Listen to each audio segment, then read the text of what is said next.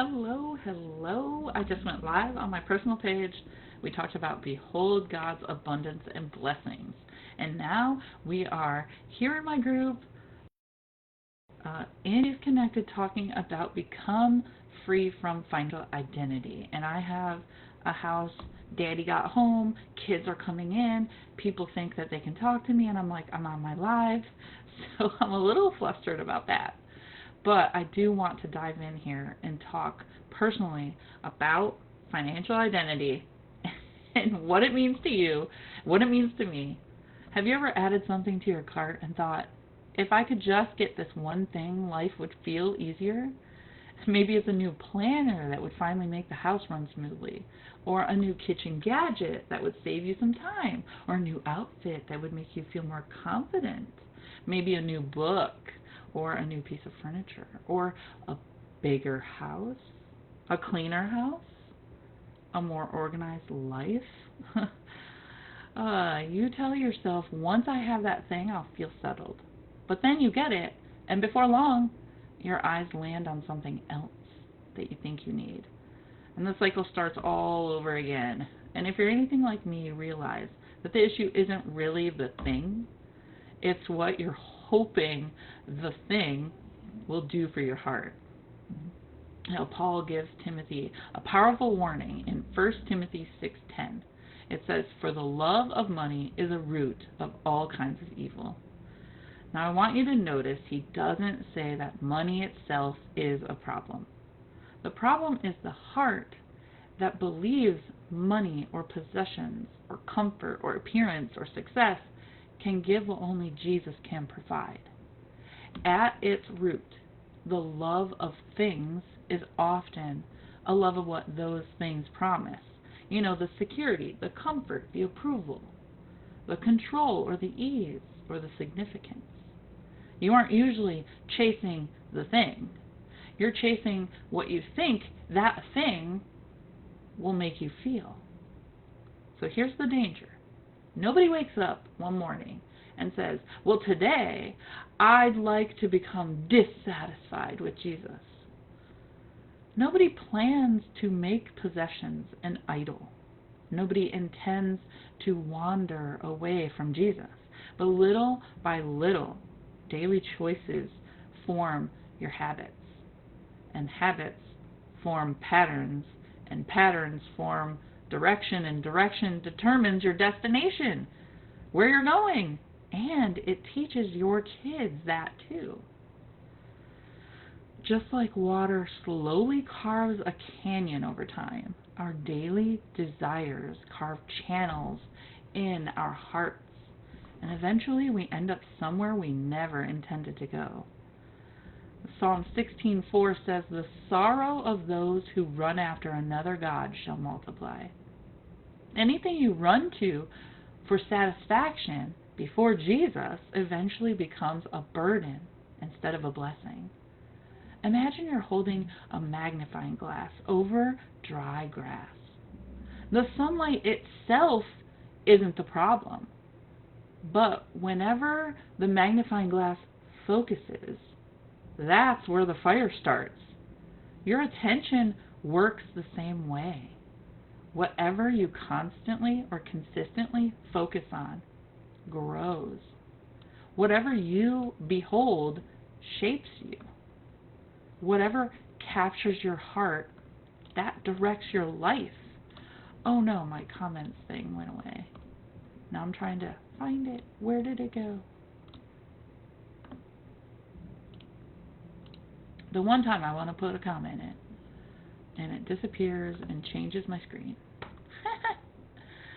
Where were we? Whatever you behold shapes you. Whatever captures your heart, that can direct your life. And if your eyes are constantly fixed on whatever you don't have, you'll feel less than. You'll feel lack and like you don't have enough. If your eyes are fixed on what someone else has, you'll feel the comparison. And oftentimes that puts you in a trap. You don't even realize it because you're just, let's say you're scrolling or you see somebody's life post and you're like, oh, that's so great for them. So you feel like justified looking at it because you're supporting other moms. But if it's making you feel in your heart in a negative way, then that's probably not good to look at those families or people. Maybe you need to take a break from always looking at what she's doing or what he's doing or what they're doing. Because abundance isn't found in having more things. Abundance is found in having more of Him, God, the one who provides everything. So take a moment and sit with these reflection questions before the Lord. Have you been looking, or what have you been looking to lately for comfort besides Jesus?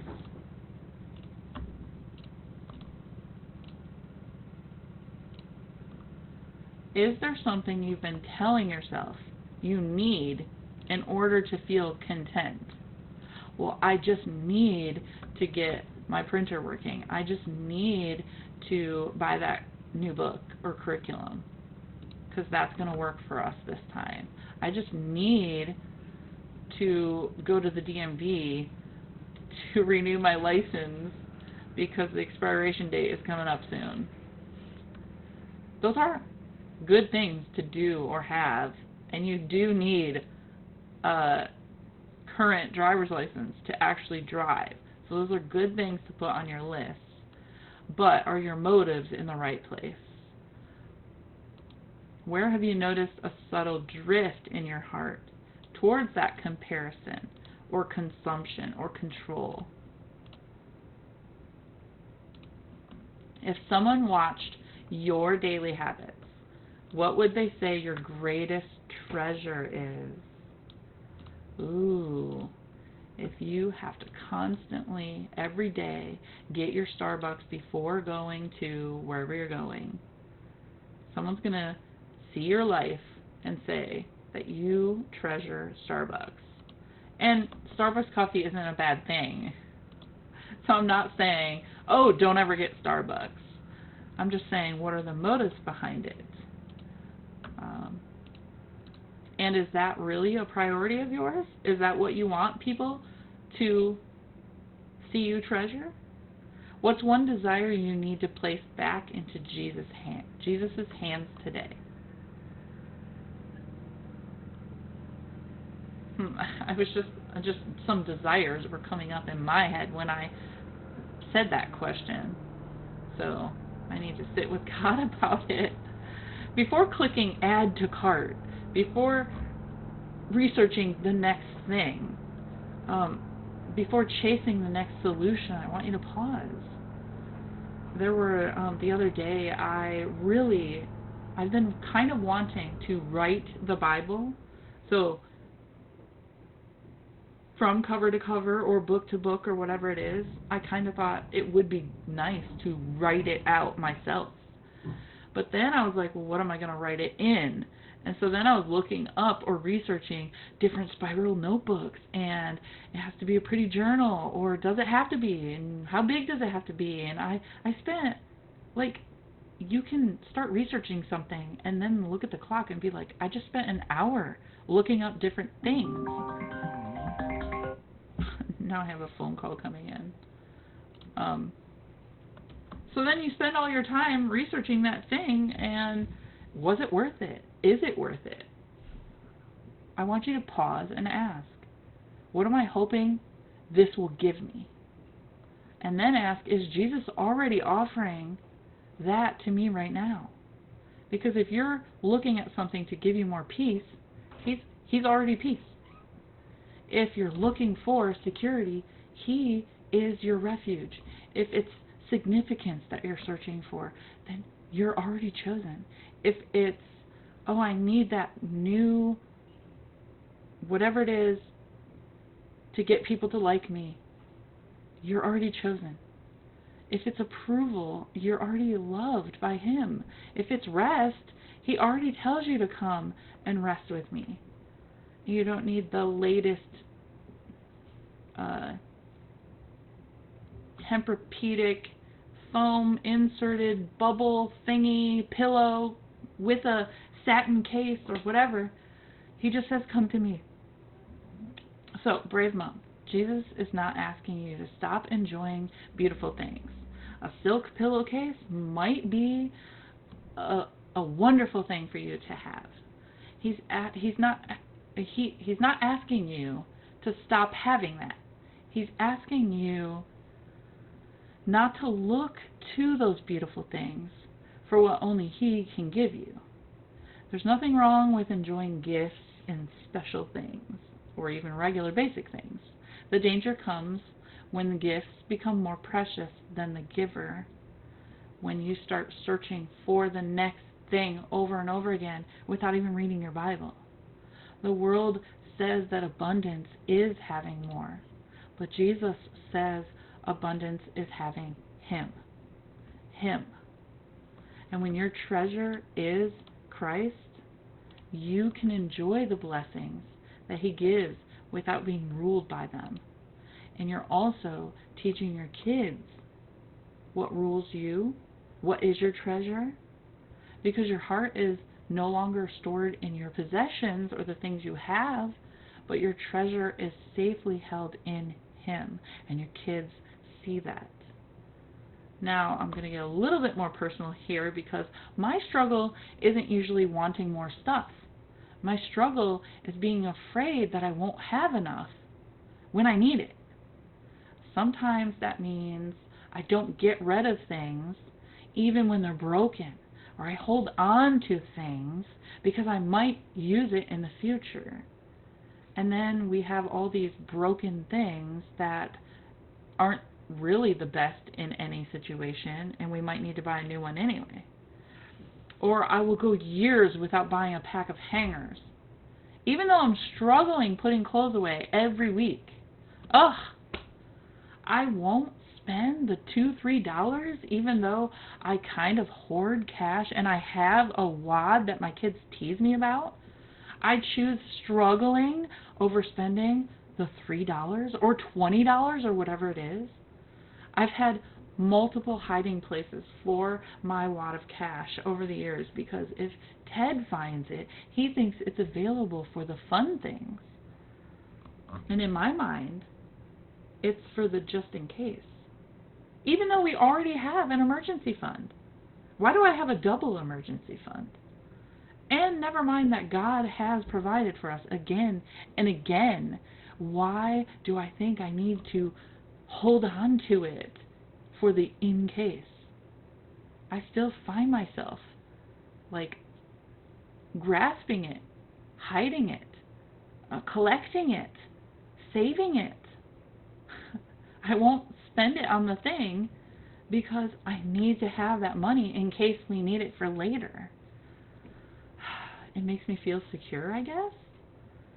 But it really doesn't, because then I get another dollar and I have to save it.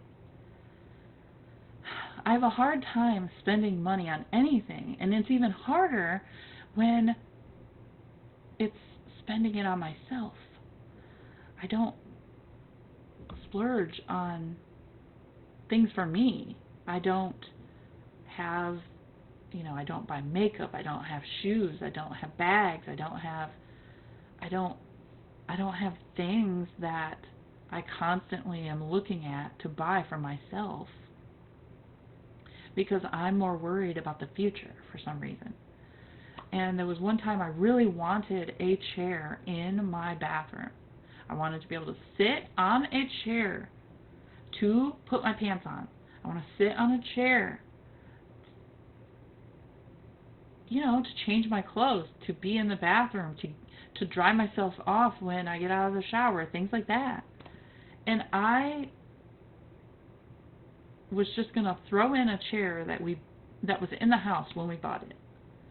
And I had to tell myself, no, this is something that you do want, and God provides, and you are going to get and I call it $1 million chair, because there's no way I would ever spend $75 on a chair.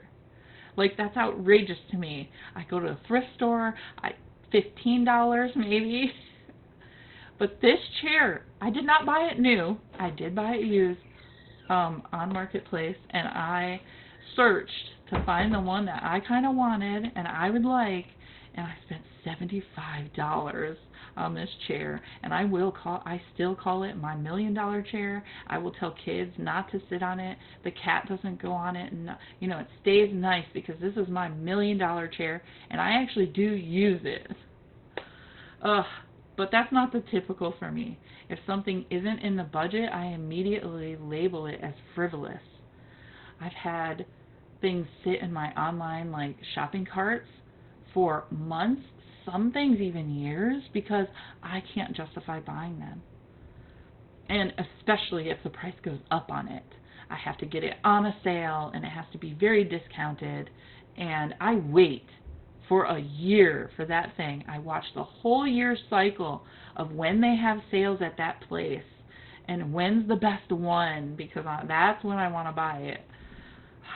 And honestly, there is some wisdom behind that, but because we have a large family, a small expense multiplied 8 or 9 times, like if you're going to let a kid pick a toy or a book out at the thrift store, but you multiply it by 8 or 9, it suddenly isn't small anymore. That's a big cost to me. It has to come from what part of my budget. Being careful with money does matter, but what God has been showing me is that wisdom and fear are not the same thing. And a lot of times I get caught up in that fear, the fear of maybe not having enough for that emergency or for that thing. We will bargain shop for even food items, and we have the money for it. Like, we have a budget for the food. Although I don't really like the food budget because it can always be higher, and the cost of everything is going up. There's a difference between stewarding money and being ruled by anxiety about money. And I tiptoe on the line of the anxiety about money. We have the budget and we have money saved for all of our essentials, and I will still be anxious about making that payment, even though we have the money put aside for it. It's still on my mind, and I'm thinking about all the things, and there are some things that we don't budget for. So when they come up, I'm like, oh no, where's that going to come from? And that anxiety about money and having enough can be a little bit overpowering for me sometimes. I spend so much energy preparing for a future problem that I miss the provision that God is giving me today. That's what I want to stop doing, and that's what I want to encourage you in too. This is a reminder for myself. But we all need to know that God does provide, and even if you have, you're overdue on this thing and you can't afford this thing, seeing God's blessings in today, even though you're overdue on that or you can't afford that, that's where the provision comes. That's where the blessings come. And the truth is, God has taken care of my family over and over again. And when we didn't have enough, He provided. When unexpected expenses came, He makes a way. He made a way, and He will make a way. There was a year we didn't budget enough for shoes and socks and underwear. For some reason, there's this they call it a perfect storm or something, when everybody's shoes are broken or don't fit them. And then, all the socks have holes in them, and the underwear, too, are falling apart, and they don't fit, and all the things. And out of nowhere, someone from an organization sent us a check for $500.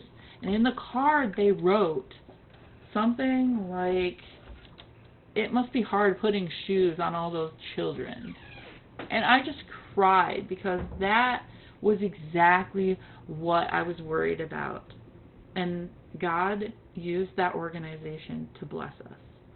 And again, He reminds me, Cherry, your security isn't your savings. Your security isn't your budget. Your security isn't your wad of cash hidden in a vintage glass candy dish on your shelf there. Your security is me. The irony is that I can look at all the evidence of God's faithfulness and still find myself worrying about if we have enough toilet paper, or worrying about replacing that totaled van from the rear end accident, or worrying about the damaged property from the hailstorm and all the insurance deductibles we have to pay and stuff. I can worry about all those future emergencies that might happen. But every time I look back, I see God's fingerprints all over my story. Our family story. God has provided. He has sustained us, and He actually has blessed us. We do have an abundant life. When I pull into my neighborhood, I can't believe I live in this neighborhood. It's just, over the top. It's more than me. It's upscale. And I think that's my heart check today. Am I living from God's abundance, or am I living from fear of scarcity? Because God isn't calling me to be careless with money. He's calling me to be faithful with money while trusting Him completely. So I get to be wise, I get to budget, I get to look for those bargains, but I don't have to live scared. I don't have to clutch every dollar like God has stopped being my provider, because He will come through, especially if I'm focused on Him. I can steward what He's given me, and I can still rest in the truth that He has enough for today, and He'll have enough for tomorrow, and the next day, and the next day, and 2 years from now, and even longer. We have these dreams of what do we want to do for our family. I've always wanted to buy a small house to have for my kids. When they get older, they can move into that house and pay rent there, and it wouldn't be like outrageously expensive because we own it, but it would give them that next stepping stone, and that hasn't come yet. The housing market's terrible for that, and so I'm just waiting. And I also have dreams of creating like a harvest homestead where we have a courtyard and a big home to have all of our family gatherings, and cabins or houses all around the courtyard for all of our kids to come and stay if they want to have big family gatherings like once a year, or even to open it up to strangers, to have family retreats, to teach them some of the things I've learned, and to give them guidance on how to put God first in their family.